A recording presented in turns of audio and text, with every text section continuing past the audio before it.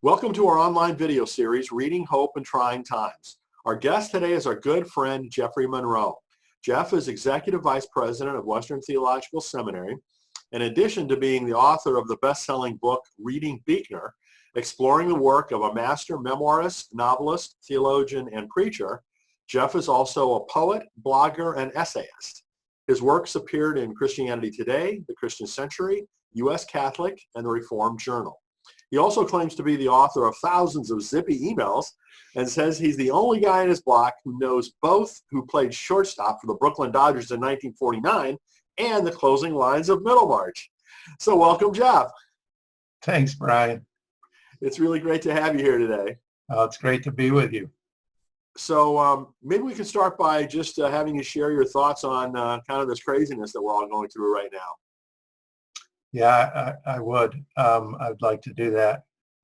You know, I think we've used the word unprecedented an unprecedented amount of times. Exactly. In the last couple of days. My first thoughts are with the people that are suffering, that are sick, or family members are sick. I had a friend who lost his mother day before yesterday. To the COVID-19. I have another friend who's on a respirator right now. And then there's other people that are that have fallout from this or implications from this. I have another friend who needs a heart transplant, and he was told they won't do the heart transplant while this is going on.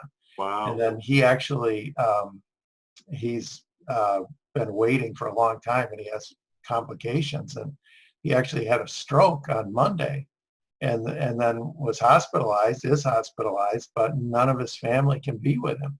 So it's a very difficult time for them, for him. Well, I guess this kind of exponential sense of loneliness. So that's my first thought, is the people that are really in this. For a lot of us, it just means a huge inconvenience and disruption in our lives. But for other people, it's real in other ways. So I think we really got to think of them and load up on empathy and compassion as much as possible.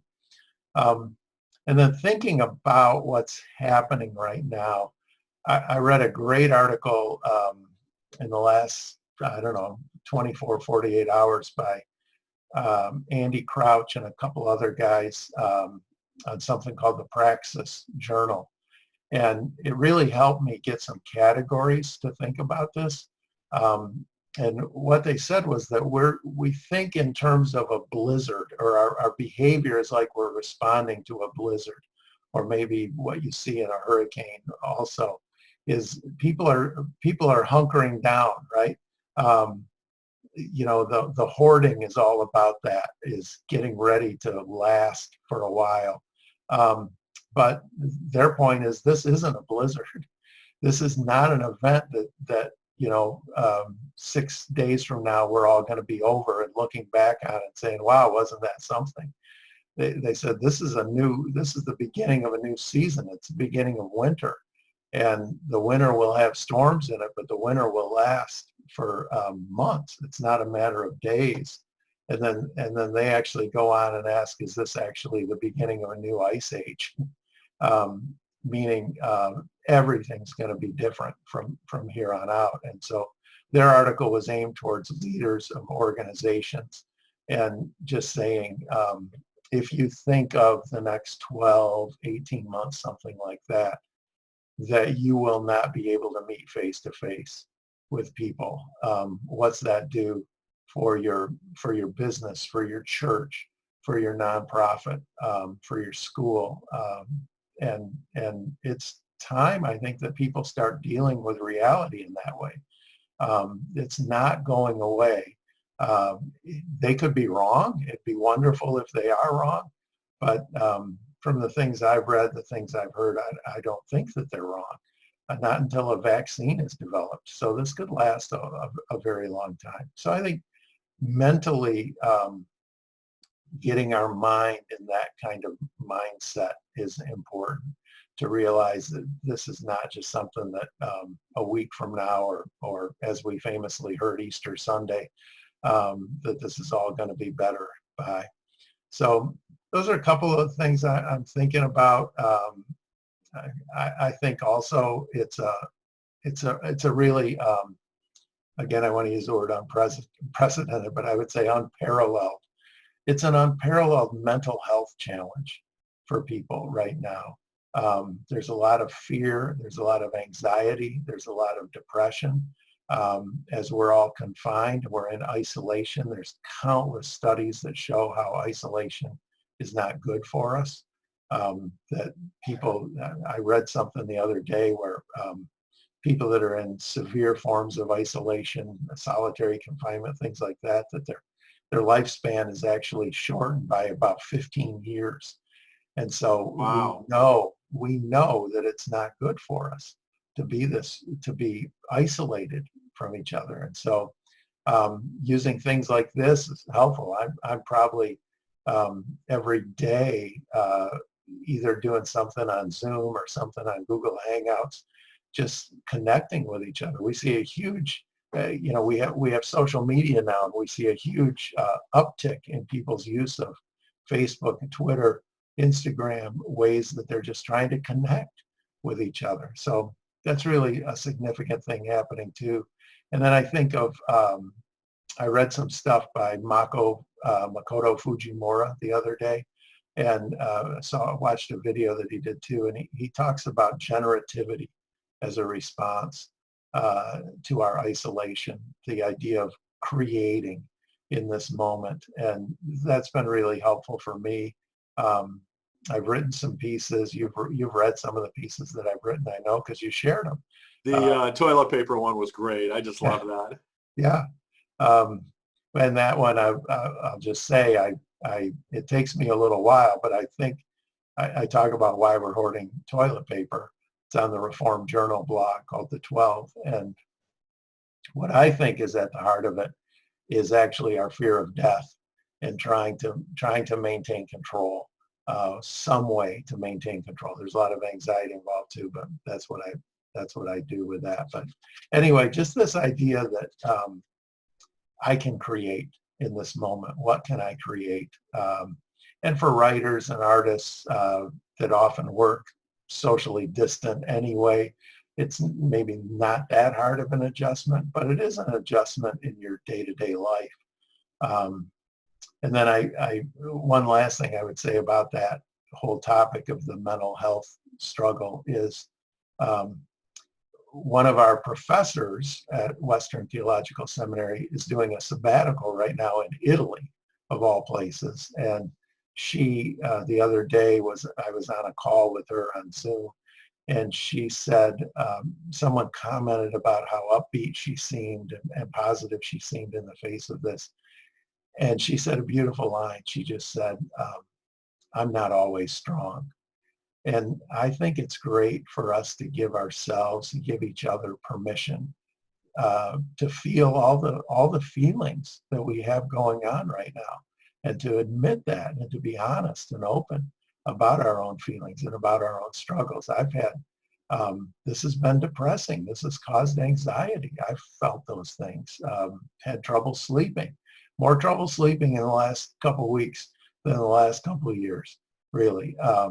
And it's because of the huge overarching narrative that's going on right now, that it plays itself out in every one of us to some way. And if you don't admit that, if you don't say that that's playing itself out in you, you're out of touch with your own feelings, and you're not moving in a healthy direction. Well, a couple of people that you've mentioned, Mako Fujimura and Carol Bechtel, are both part of the same Reading Hope series. Oh, great. If people have not listened or viewed those recordings, I highly recommend them. Great. That's great. So I know, Jeff, you've had some serious, challenging times in your life. Maybe you can just share a little bit about the ways in which you got through those with God's help. Mm-hmm. What I was thinking about, one of the first pieces that I wrote about what's going on right now, that's also on the Reformed Journal blog, was called Coronavirus and the Useless God. And it's interesting to me that N.T. Wright wrote an article that Time magazine published. It was an online article in the last few days, where he talks about Christians not having an answer. And in my article where I talked about the useless God, that's actually a Frederick Buechner quote. And it comes from the book Beyond Words, where Buechner tells a little story about what he heard someone had said in a church on the evening of 9/11. And the person had said, I think the pastor had said, God is useless at a time like this. And Buechner said, my first reaction was how appalling. Then my second reaction was how true. And my third reaction was how courageous. And what he means when he says God is useless at a time like this is that there's no evidence that God somehow protects Christians from horrible events that happen. It's quite the opposite. And so that's the point that N.T. Wright was making also. We don't have an answer. We don't have a theological answer for this moment. And so what we do have is, in the Psalms particularly, is a prayer book that tells us how we can lament in this time, how we can feel enormous sorrow and sadness, and yet at this and kind of raise our questions to God. And yet at the same time, even in the midst of our sorrow, we experience joy that never goes out of our lives. And so that combination of joy and sorrow are very real. So for me, I mean, you asked the question about previous experiences with difficult times. For me, I've drawn a lot from Frederick Buechner, from the idea of the stewardship of pain. That's been really, really helpful for me. It's I begin my book Reading Buechner with a story of my wife's, at that time my fiance's stroke in 1985, and how reading Buechner on this idea of the stewardship of pain really helped give my life back to me. It makes sense of what was happening, and that his concept is simply, what if pain is one of the things that we're given in this life to be stewards of? And that's just a beautiful concept. One of the things I believe about the Bible is that it's an inexhaustible well. I'm not the first person to say that. I know Abraham Heschel and others have said that. And it's something that we can return to over and over and over again, and we never use it up. And so just Buechner with the parable of the talents in Matthew 25 and thinking about that concept of the stewardship of pain, that's something that is inexhaustible for me. And I think the question or the people that say, I know what God is doing right now, that this is God's judgment in some way. And I've heard some of those people right now. I want to tell you, Brian, those people are kooks. They're nuts. None of us know what this means, why something like this could happen. We don't have an answer, as N.T. Wright says, for that. And anyone who pretends to know, you need to run away from those people. But at the same time, I think it's a really good practice for us to ask, what am I learning right now? How is this experience affecting me? How is it affecting my sense of the presence of God, my sense of God's spirit, my sense of God's providence? How am I being affected? How am I growing? How am I cultivating compassion, empathy, patience, what's God want me to learn right now? I think that's a great question to return to. I said in that article that I wrote about toilet paper hoarding, we ought to be hoarding compassion and empathy, stocking up on that as best we can. That's really hard, so we stock up on toilet paper instead because that's easy. But easy if you can find it, I should say. But love, compassion, empathy, those are the things that get us through a moment like this. So those are some of the things I'm thinking about. The experience of the presence of God, that's another thing that Buechner writes about over and over, that we don't know answers. We're not going to, even if we could prove everything, the rational proof isn't what we're after. What we're after really is an experience of the presence of God, and making space to cultivate that in our lives. We have more time and space maybe than ever right now. We've slowed down. That's a great practice. Maybe one of the things that we're learning is how to slow down. I hope you're learning that. I hope people are learning that, to cultivate space for listening to a poem, to cultivate space for writing a poem, for cultivating space just to slow down is a really important thing too. And that's been a big part of my life. I do that. I try to do that on a regular basis. I engage with poetry every day, but that's another practice that's especially been rich during this time. Well, I think that you've highlighted a couple things. What can we learn from this? What can God teach us from this? And what you mentioned earlier in Mako's comment about what can we do that's generative out of this? Mm-hmm. What can we learn? What can we do? And I know personally that's been the question I keep asking myself.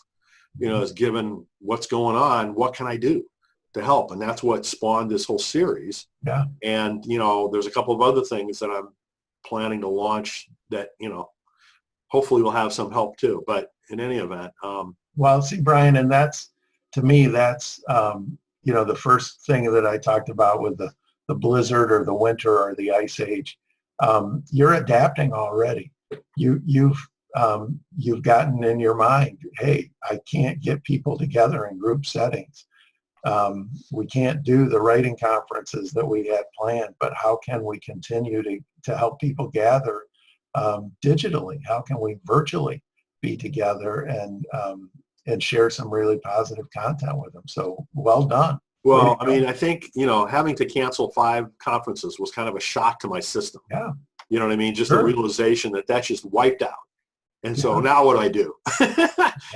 And you know me well enough, Jeff, that I have to be busy. I have to be doing something that I feel is some way productive and helpful. And so in any event, I'm very thankful for being able to have these kinds of conversations with you guys.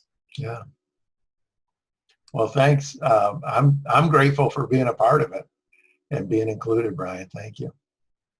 So I want to touch on a couple of different books. One is to give a shameless plug for the one that you've written that we mentioned earlier, the book about Frederick Buechner as a memoirist, novelist, theologian, and preacher. It's just a phenomenal summary of Mr. Buechner's work. And the second one I want to mention is Secrets in the Dark, which is my personally favorite book that I've ever read. Most meaningful, most valuable, and it includes the essay that Jeff mentioned about the stewardship of pain. Mm-hmm. So that's my 2 cents worth in terms of the conversation about books that are helpful to read right now. But what else have you been reading or would recommend? Yeah, well, I would recommend my book too, Brian. Shameless plug. But I would recommend it in this sense. I would recommend it in the sense of Buechner is a wise guide. And one of the things that we look for in times of crisis and times of trouble are wise guides that can help us move through this. So a book like Secrets in the Dark, that collection of essays and sermons, it's beautiful, beautiful material in it. or a book like Telling Secrets, where he's looking at his life and helping us look at our lives in the process, is also really helpful at a time like this. That's my second favorite book. Yeah, it's one of my favorites too. You know what I've been reading? This is really funny, strange, odd, peculiar, I don't know. But I've just read 2 books about survival. And so I'm not, you'd have to get Dr. Freud here to unpack the psychology. I think it's fairly obvious we're trying to survive right now. But I recently read, or while this has been going on, I read Life of Pi for the first time by Jan Martel. It's magical realism. It's a fantastic story. It also is a very spiritual story. I didn't know that. I just thought it was about a kid on a life raft with a tiger. And so reading it really helped me understand the complexity of Jan Martel's thought, the beauty of his thought. It was really a fun read. But now I'm just finishing. I will have finished by the end of the day a book called In the Heart of the Sea by Nathaniel Philbrick. And it's a true story of a whaling ship in the 1820s called the Essex out of Nantucket that was rammed by a whale and sunk. And the story became, Herman Melville learned that story, met several of the people that had survived from the ship, and based huge amounts of Moby Dick on what had happened there. And their story of survival is unbelievably gripping. And it helps me have a sense of perspective that what we're going through is nothing compared to that. They wind up, they're in different lifeboats. It's a story that they devolve into cannibalism. And this isn't magical realism. This isn't some fantasy story. This is real. This is what happened and what they did to survive. So it's a really gripping book. So I don't know why I don't fully understand why I'm drawn to things like that. It's kind of funny. Last summer I had prostate cancer and had surgery. And following that, I read the book Endurance about Shackleton and Antarctica, and it's another. Oh, sure, yeah. Yeah, another amazing survival story. So yes, exactly. It's like when I'm up against it, I seem to turn to these survival stories. The difference between Endurance and In the Heart of the Sea would be Endurance is a story of triumph, of how they survived and about great leadership by Ernest Shackleton. And then In the Heart of the Sea, they make a lot of mistakes. And they survive by luck and providence. But things didn't have to be as bad as they were for them, but they made bad mistakes. So I don't know if that helps anybody in the world other than me and my own peculiar psyche. But those have been what I've been reading lately, as well as, like I mentioned, I've been reading plenty of articles about what's going on. One thing I try not to do is watch the news too much. It just produces too much anxiety for me. So I kind of stay in touch with what's going on. I see the numbers and those things, but I can't just sit there and watch it for long periods of time. And maybe that's denial, but I think I pretty well understand what's going on. So that's something I kind of fast from during this time and look for things that are going to interest me and also help feed my soul. That's what's important to me right now. Well, it just shows, kind of our different personality traits, right? In terms of what. So I haven't shared this with anybody else, but like the 2 books that I've been reading are both business books on critical thinking and problem solving. Right, because that's what you're up against right now, right? Well, I mean, that's just more what I gravitate to, silly or right or wrong, I don't know. But anyway, it's really interesting to see, how, two of us with kind of somewhat similar stages of life and, everything, we gravitate toward much different things. Yeah. Yeah. So Jeff, you mentioned that you write a little bit of poetry, and, that's something we haven't really talked about too much. So can you share a few thoughts on that? I'd love to. I mentioned slowing down, and I think a lot about why we are drawn to poetry, what we're looking for in poetry. A lot of us have, the first thing I want to say is that a lot of us have an idea in our head that somehow poetry is beyond us. And it's kind of like, I read this the other day someplace, that we think of poetry like we think maybe of classical music, that you have to have some kind of special education and knowledge to really understand it and appreciate it. And we think it's kind of highbrow. I had that prejudice for a long time in my life, and I've gotten over that. And poetry has come to be very, very meaningful to me as a practice of stillness, as a practice of quiet. And then writing poetry has also become very significant to me. So I have a friend who is a poet. I like to say I write poems, but I'm not really a poet, but I've met a few poets in my lifetime. And I have a friend who's a real poet, a guy named Jack Riddle, who lives just a few miles down the road from where we live here, and taught for a long time at Hope College, is retired now. He's a wonderful poet. But he's been doing a weekly Facebook Live where he reads one of his poems and he talks for a few minutes, and it's fantastic. RIDL, Jack Riddle. And one of the things that he said in one of those